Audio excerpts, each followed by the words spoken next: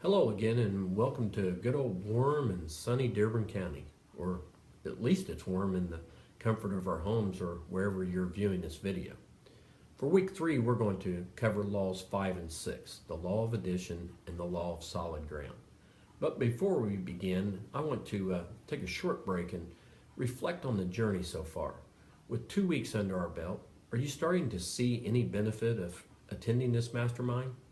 If you are, I want you to write down what you've observed about your journey and what you hope to accomplish during the next 9 weeks we have together. Be prepared to share your vision. In a couple weeks, I'll let you know of other opportunities to continue this leadership journey. But for now, let's get back to the laws of leadership. Law number 5 is the law of addition. It simply states leaders add value by serving others. The bottom line in leadership isn't how far we advance ourselves, but how far we advance others.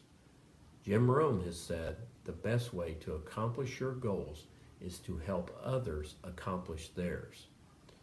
Edward Deming was best known for his work with the Japanese people to help build an industrial powerhouse through statistical quality control management practice he developed. He is credited with helping the Japanese to rebuild their country after the devastation of World War II. Years later, during a meeting with Ford Motor Company execs, he was presenting his proposed changes and noticed the CEO of the company was not present. When he inquired, they said he was busy. His reply rings true today just as much as it did that very important moment when he said, "If it's not important to him, why will it be important to you?" Mr. Deming was pointing out to those execs and to us, if we are not adding value to our subordinates, why would it be important to them to add value to you and others? In a book titled Lead from the Heart, author Mark Crowley states 100 years ago, a job and a paycheck kept workers satisfied. Nowadays, the pay barely makes the list of reasons why people want to continue working at any particular job. He continues by saying the new generation workforce desires to feel valued, respected, developed, and cared for. Truett Cathy, founder of Chick-fil-A, practiced this by adding value every day to every person he met. If you ever walk into a Chick-fil-A, you will see that adding value is a major premise of how they operate. As I said in the bonus video, leadership is relational, and all relationships either add to or subtract from a person's life. I've always said you're either a positive or negative influence on every person you have contact with, whether it be directly or indirectly. So ask yourself this question. Are you making things better for the people who follow you? How do you live out the law of addition? If you can't give some evidence of making things better for your people, then you're probably a subtractor. 90% of all people who subtract do so unintentionally. When a leader subtracts and doesn't change their ways, they will go from subtracting to division. But in contrast, 90% of all people who add value do so intentionally. We are naturally selfish, but adding value requires that we step out of our comfort zone. Add enough value to enough people and your effort will multiply. Now, how do we lead others to the law of addition? Adding value, serving others benefits being served, and serving is fulfilling. Now, I have to admit that my wife had to teach me a lot about serving others. She's a natural, but over time, I've learned to love it too.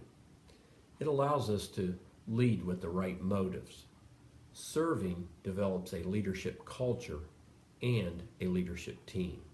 Remember, you don't need a title to lead. Add value by valuing others. We add value when we make ourselves more valuable. We add value to others when we know and relate to what others value. We add value to others when we do the things God values. Years ago, I received a leadership coin that said, "The test of leadership is to answer the following 4 questions. Am I doing the right thing at the right time, in the right way, for the right reasons? If you answer yes to all 4, there's a good chance it is the right decision. Are you ready to look at law number 6? Ready or not, this is a heavy revy. Law number 6 is the law of solid ground. How important is trust for a leader?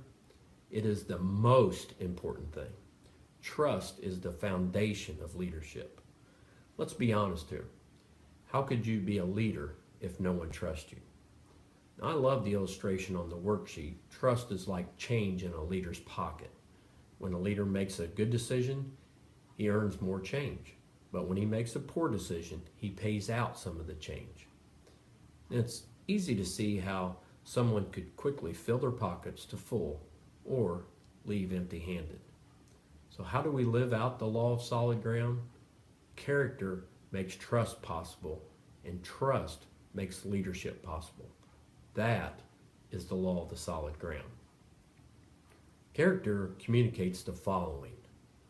Consistency. Followers need to know what they can count on. Potential. You can never go beyond the limit of your character for very long. Respect. This is putting what's best for the organization ahead of personal gain and admitting you've made a mistake. The difference between good and great is humility. How do you lead others to the law of solid ground?